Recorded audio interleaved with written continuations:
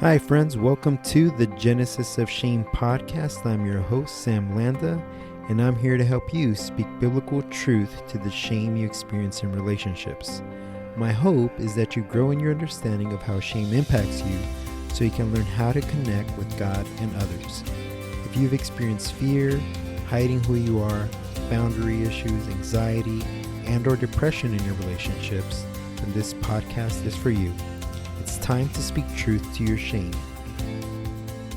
Well, all right, everyone. Welcome back to the Genesis of Shame podcast. I'm your host, Sam Landa, and very excited about today's topic as we'll be discussing more red flags in relationships, specifically romantic relationships. And I know that this is a big topic because I have a lot of friends who are currently in this stage, and it's kind of a blessing really to be able to hear kind of their stories and where they're at and answer some questions that they may have about dating. And obviously, and I have never considered myself an expert on anything, but I do have a couple of things I think would be helpful for those of you guys who are in this stage, who are looking to date, and to look out for these red flags. Because what happens when you do start dating is that usually you don't see these things until much later on, or you do see them and ignore them initially, and then it can become a serious problem later. I think last time I spoke about the red flags from a theological perspective, so biblical aspects or elements of the relationship that are red flags. But today I'm going to talk about relational red flags, so things that are done in the relationship, how you each relate to each other, and what red flags to look out for in regards to that.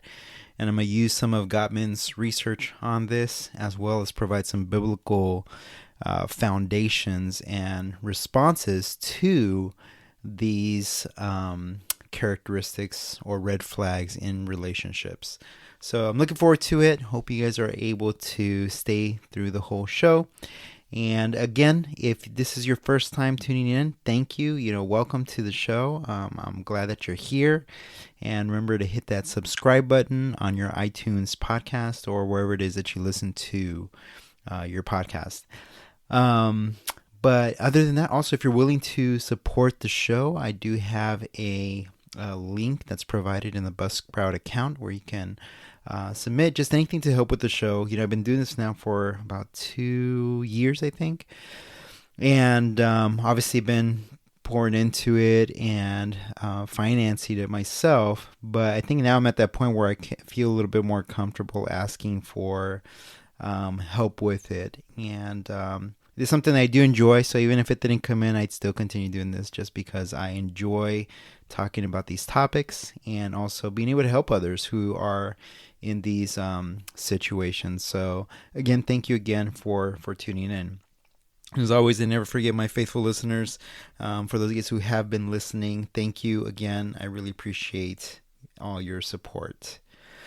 All right, so we're going to go ahead and get into the topic today: relational red flags in Christian relationships. Relational red flags in Christian relationships.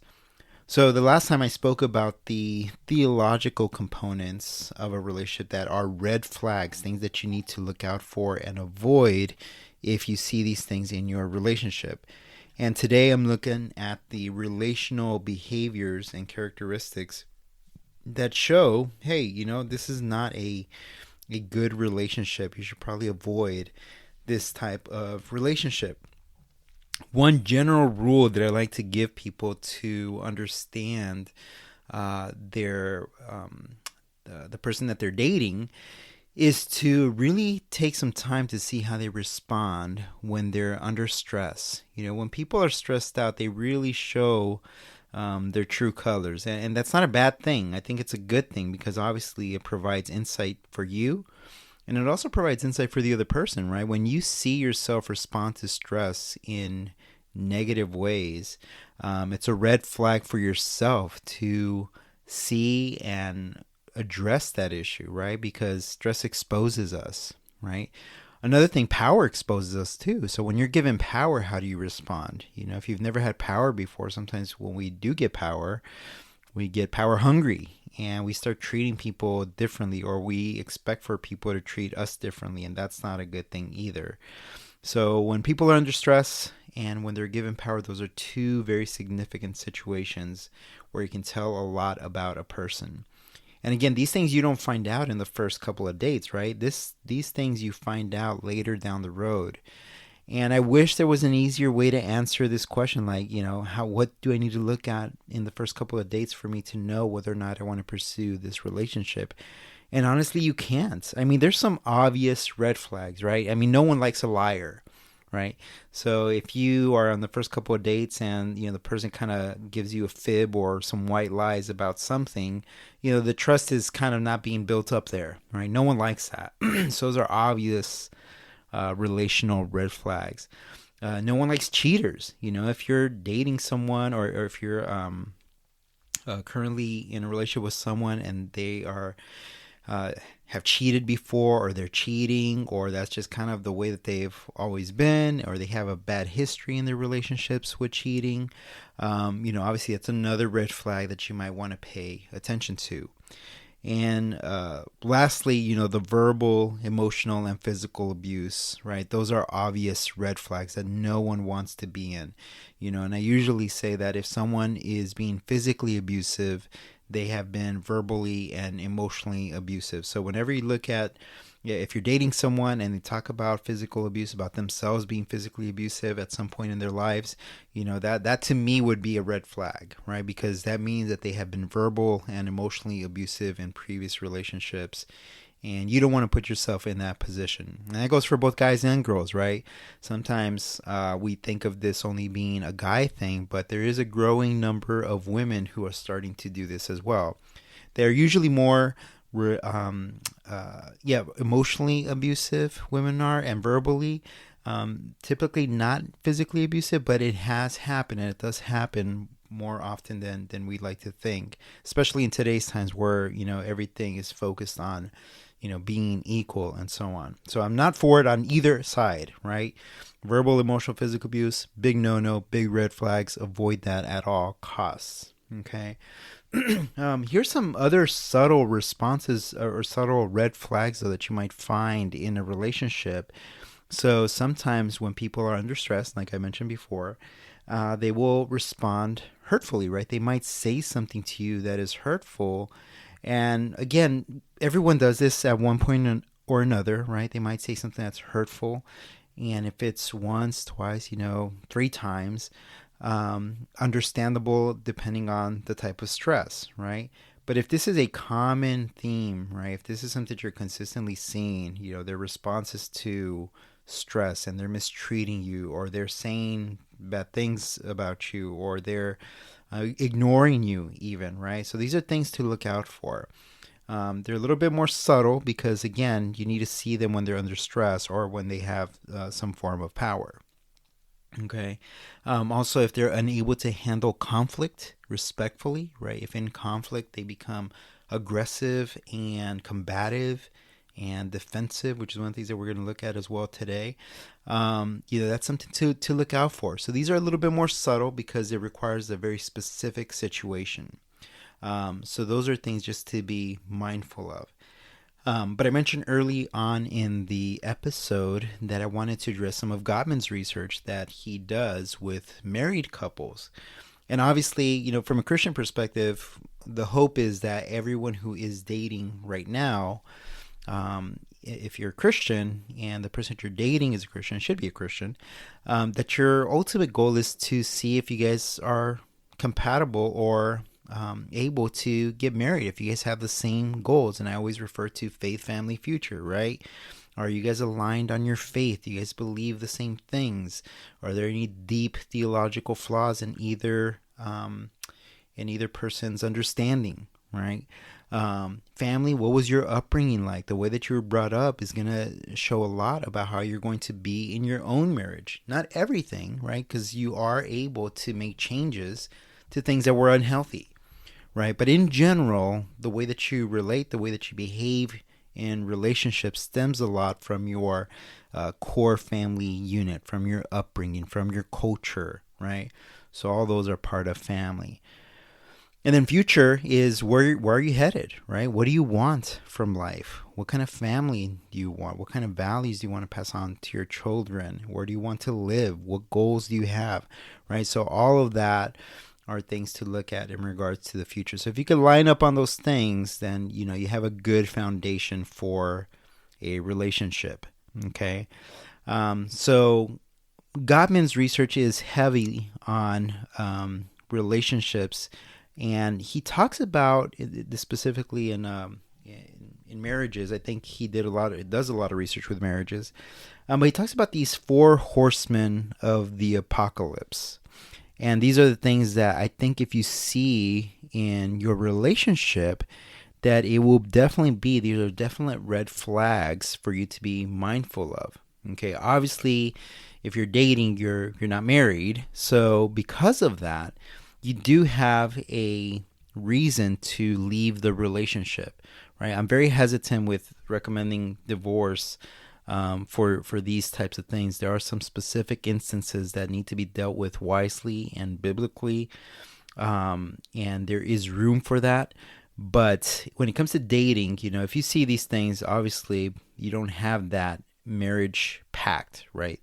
That covenant that is made before God. So it's not the same in regards to that. So I did want to address these, and you may have heard of these before. But the first one, criticism, right?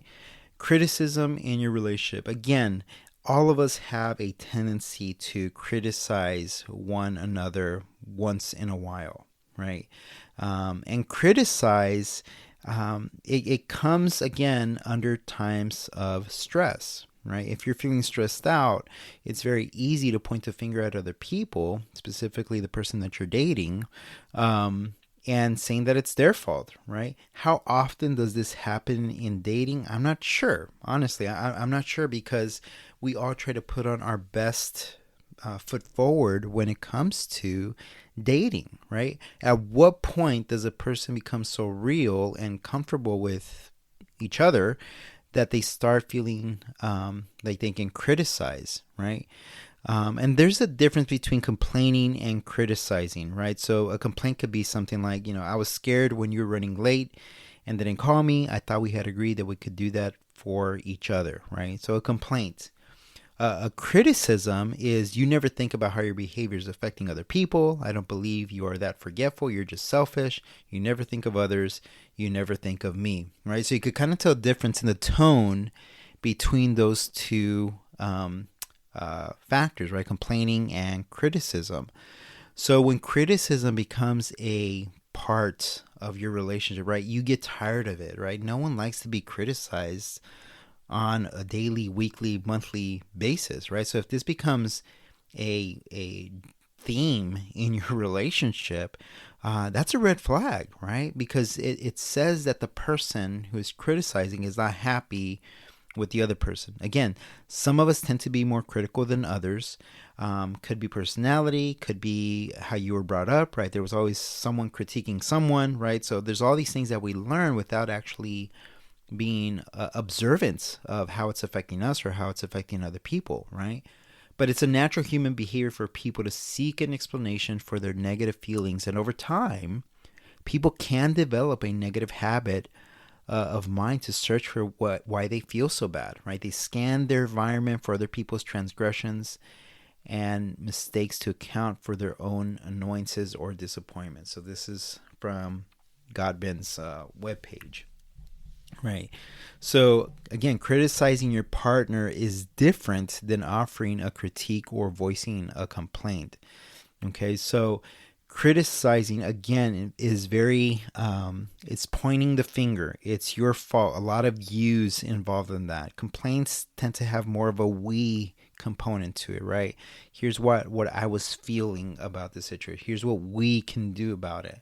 Criticism takes that you pointing the finger. You never do this. You always do that, and so on.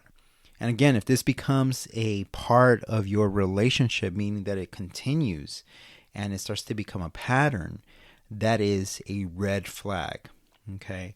Part of Gottman's research is that when he found that these four horsemen, and I'll get to the rest of them in a little bit, But what he found was that when these four horsemen are part of a relationship, he can predict with 95% certainty that the couple will end up getting divorced. So that's pretty significant.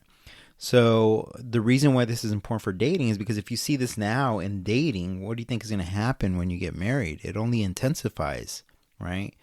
So just something to be mindful of. So what does the Bible say about this aspect of criticizing, right? Well, one of the things that it points out is how we should be building each other up, right? The Bible says in Ephesians 4:29, let no corrupting talk come out of your mouths, but only such that is good for building up, as fits the occasion, that it may give grace to those who hear. Okay, Proverbs 15:1 says, a soft answer turns away wrath, but a harsh word stirs up anger. And we know with criticism, tends to be harsh, right? We tend to be harsh with each other when we criticize each other. Proverbs 29:11 says, a fool gives full vent to his spirit, but a wise man quietly holds it back. Okay, so criticism is essentially that. I've been holding all this stuff in, all my complaints, all my criticisms, and now you just gave me the perfect opportunity and blah, right? Everything just comes out, and a lot of accusations, a lot of pointing the finger at the other person. Okay, so criticism, huge red flag. Okay, number 2 is contempt. All right, so contempt is kind of this aspect of treating others with disrespect, and that could include mocking, it could include sarcasm, a condescending manner, right? These are all forms of contempt. You could even have some hostile humor, name calling, mimicking, body language such as eye rolling and sneering. All of these, you'll find in unhealthy relationships, right? It's poisonous to the relationship because it kind of conveys this disgust and superiority to the other person, right? And actually, in Gottman's research, 4 decades of research, right, he's found contempt to be the number 1 predictor of divorce. So something to be mindful of, right? Once you reach that point where you see the other person as lower than you, right, and you see yourself as superior because you have some form of understanding that the other person cannot reach your wisdom, right? You start treating them with disrespect and sarcasm you start using condescending tones, right? Name calling, mimicking. So all of these things that I just mentioned, those are aspects of contempt. And again, they seem obvious, right? It's like, well, yeah, who wants to be in a relationship like that? And the reason why I bring this up is because, again, these things don't come up in the first couple of months, right? Or first couple of dates. It takes time for these things to really develop. I mean, how long can someone hold their true character from being revealed in a relationship, right? It takes time. Some people are really good at it, some people are not. So sometimes you'll see these things early on because they're under stress or they're in a position of power, and you might see these things earlier, right?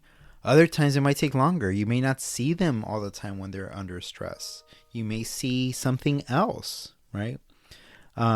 So contempt really takes some time because, I mean, to get to the feeling of disgust and using sarcasm, honestly, sarcasm, as much as I appreciate it in friendships and relationships, it can be very funny. But when you're in an argument and someone is using sarcasm, like obviously that can really set each person off. Mimicking, humor, disrespect, all of these things. I mean, no relationship can survive with this type of behavior within it.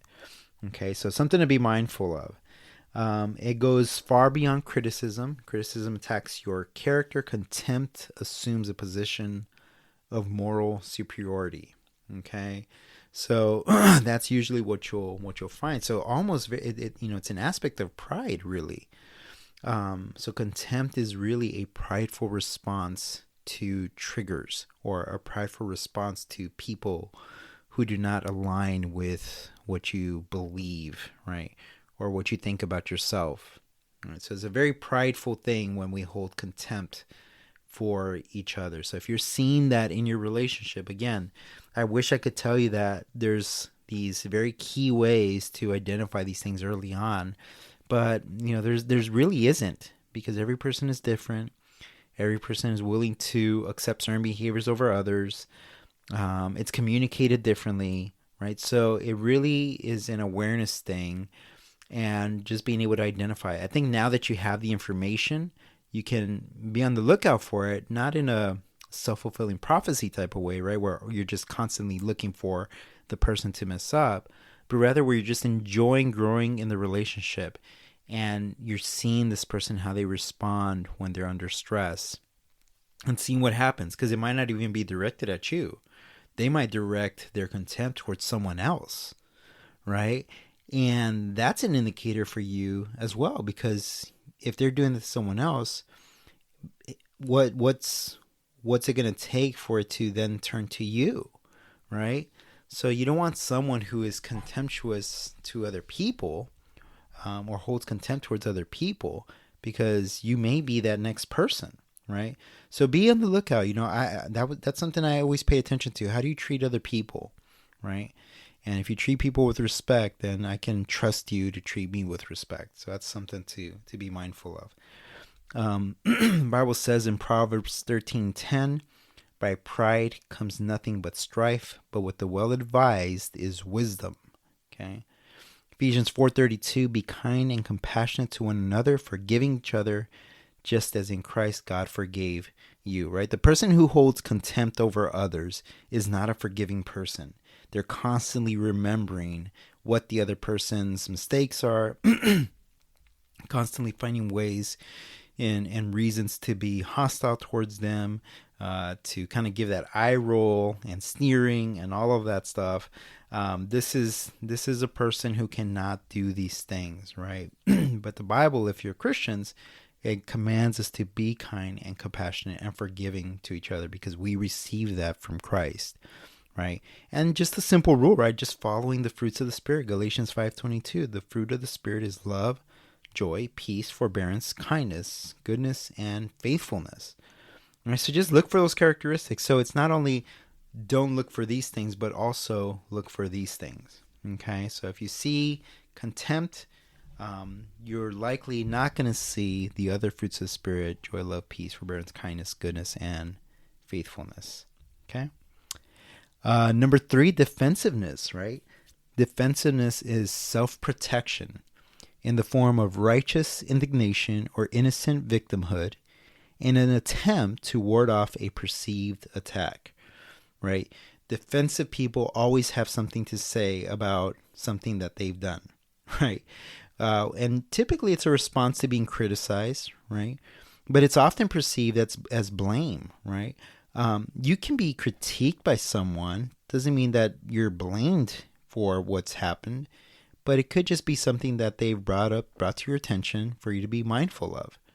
Again, this one's really tricky because you want a complaint, not a criticism. But even if you do receive criticism, it's important to separate that from being blamed for the problems in the relationship, right? For example, someone could say, hey, you know what, it's really disrespectful, to me when you arrive late to things or something like that, right?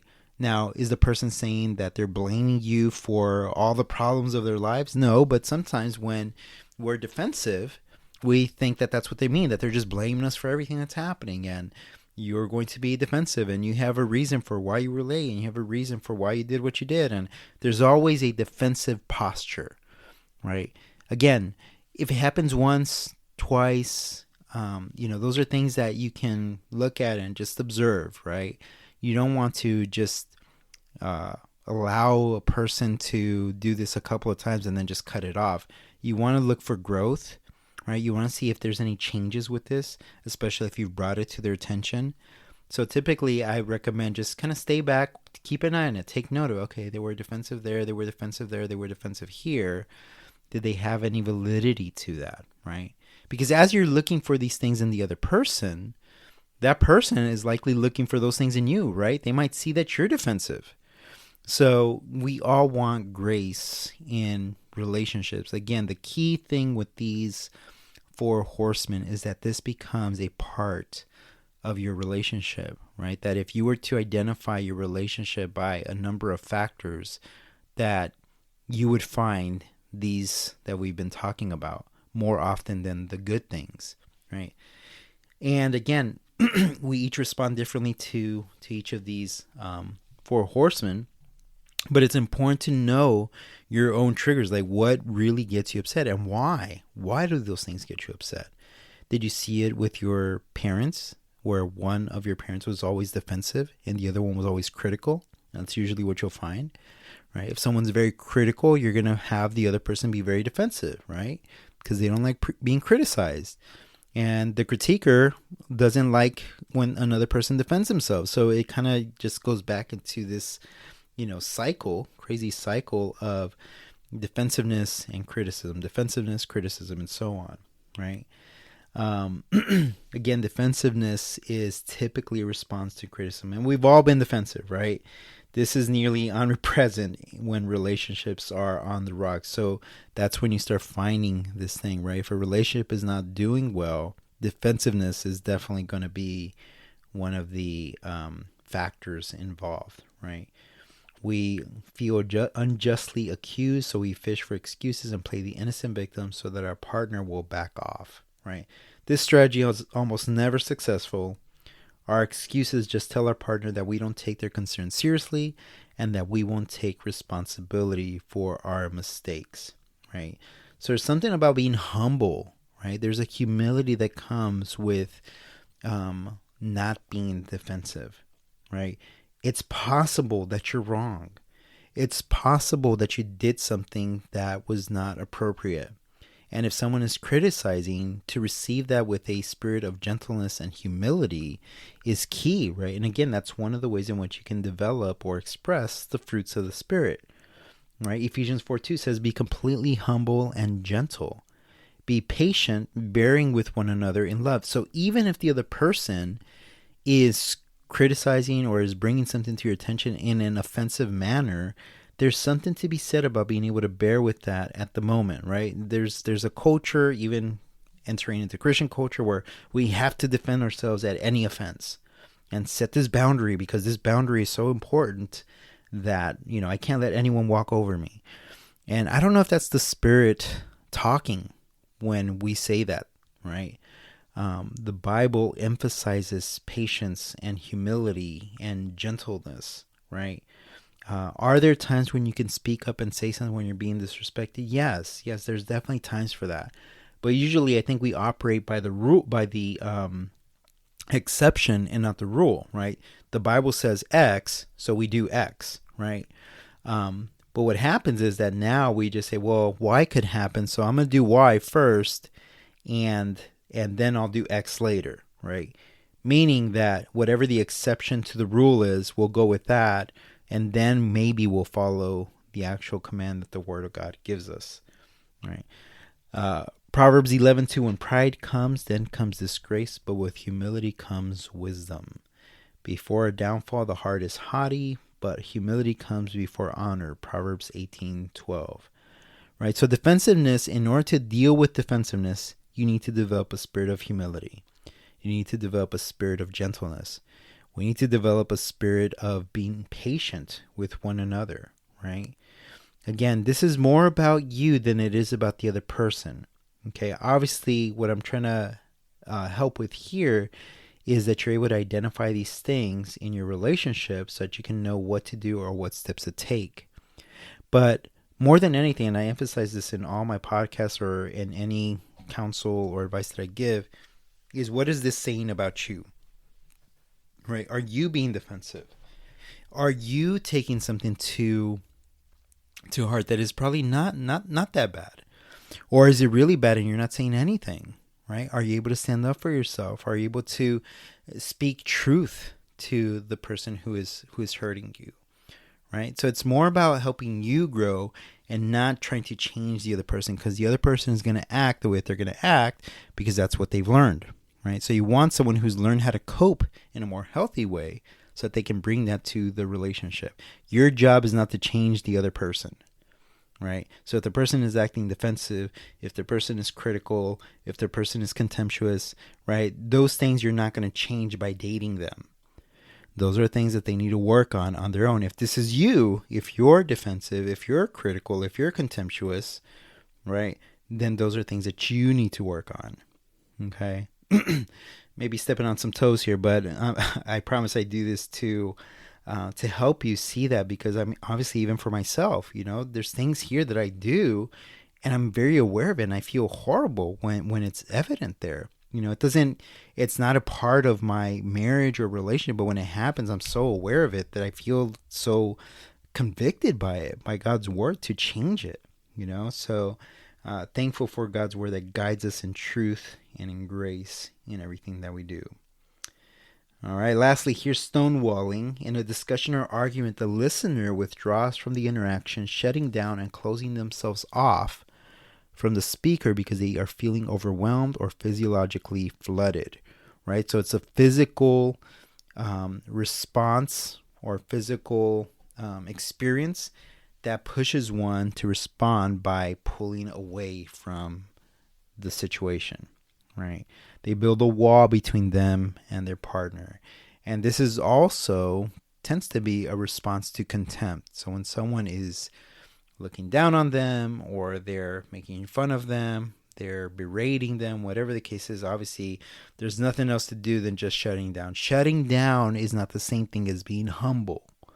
Okay, that's very important to understand here, because you may shut down and you may perceive that as I didn't say anything, I just took it, right? And might share that as though you're being humble, but it's not the same thing, right? Stonewalling, again, is you withdrawing from a situation that has triggered something in you, and it makes you pull back, right?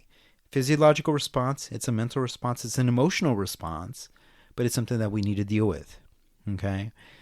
So they withdraw from the interaction, shuts down, simply stops responding to the partner rather than confronting the issues with their partner. People with stonewall can make evasive maneuvers such as tuning out, turning away, acting busy, or engaging in obsessive or distracting behaviors. Okay. Now, stonewalling is interesting because if someone is constantly criticizing another person, I think it makes sense why someone would stonewall, right? Like they're just tired of hearing the same thing over and over and over and over, so there's nothing they can say, so they stonewall. They withdraw. This person could have expressed their concerns in multiple ways, and the other person just doesn't listen. They'll keep criticizing, so the only logical response in their minds is to stonewall. Well, I don't want to talk about this anymore. Nothing I say gets through to you, so why talk? And they don't engage. They stop engaging. That's why stonewalling is so dangerous, because it means that so many things have happened that now the person is in a place where they don't feel comfortable even addressing issues anymore. Someone who stonewalls typically has already tried to address something a number of times, right? Or someone who stonewalls has always been a stonewaller, meaning that they learned that behavior prior to the current relationship, right? And you'll see this early on, right? So the first argument that you have, you can probably see someone who's had that pattern before. They'll probably implement it in that first interaction, right? There's other relationships that start off well, and as the person receives criticism or judgment or is mistreated, whatever the case is, with time, they then stonewall, right? So maybe they were never stonewallers, but now that they're receiving constant criticism and judgment or mistreatment, now they've learned to stonewall. That stonewalling is the only way to survive the relationship. It's not a good thing. These are red flags, okay? Again, and this could be you, right? Maybe you've never stonewalled before, but you're in this relationship and you realize that once you guys get into an argument, you start to pull back, right? You shut down, you pull away, and just stop responding to your partner. And if that was never there before, if you look at previous relationships and you had never done that, so there's something about this relationship that is causing you to be like that, right? So something to be mindful of, right? For the other person too, if they stonewall, think about yourself. Have I been criticizing or berating or treating this person negatively that they feel the need to stonewall, right? So it's so important, guys. It's so important that you always reflect back on your own behavior, okay? Because that's what allows you for you to grow. And when you grow, other people can grow. Or you can avoid situations that can stop your growing, okay? So, very, very important. The negativity created by the first three horsemen can become overwhelming enough that stonewalling becomes an understandable out. But when it does, it frequently becomes a bad habit. Unfortunately, stonewalling isn't easy to stop. Okay? It's a result of feeling physiologically flooded, and when we stonewall, we may not even be in a physiological state where we can discuss things rationally. So oftentimes what you'll find with marriage counselors is that they'll recommend taking a break because physically you just can't. You'll lose it, right? You'll lose your cool. You'll say something that you don't want to say. You'll do something that you don't want to do. Whatever the case is, like it's necessary to pull away. Stonewalling is such a dangerous place to be for either person in the relationship, but it has some roots in the previous three. So if you feel like you're stonewalling during a conflict, stop the discussion and ask your partner to take a break, right? Again, because this could be you. And if it's not you and it's the other person, then see how you can help with that, right? Can you be less critical? Are you showing contempt towards the other person? Are you defensive? Do you always have something to say? Right? All of these things can lead to people stonewalling. Okay? And again, the key here, as we kind of wrap this up today, is that we want to develop the fruits of the Spirit, right? So we go to Galatians 5:22 and try to help each other grow in the Spirit. Love, joy, peace, forbearance, kindness, goodness, and faithfulness. Like that's what we want to do. We want to grow with each other, right? And what does 1 Corinthians 13 tell us, right? The chapter on love, right? What does it say in verse 4 and on? Well, here it is. Love is patient, love is kind. It does not envy, it does not boast, it is not proud. It does not dishonor others, it is not self-seeking, it is not easily angered, keeps no record of wrongs. It does not delight in evil, but rejoices with the truth. It always protects, always trusts, always hopes, always perseveres. Love never fails, from verses 4 to 8 there on 1 Corinthians 13. So that is the type of relationship that you want. One that does all of those things, that hopes, endures, believes all things, right? Trusts, and so on. So hopefully as you are in your relationship and you're looking for these things, and by the way, even if you're not in a relationship right now, so let's say you know someone that you're considering, try to see if those things are evident, right? Have they done those things to other people? Do you know anything about their dating history? That may speak to something that can happen. Again, we always want to extend grace, right? Because we all make mistakes. We all can always continue to grow and so on. But don't avoid things that are patterns, right? Because patterns will continue. That's the whole purpose, right? That's what patterns are, is that they will continue.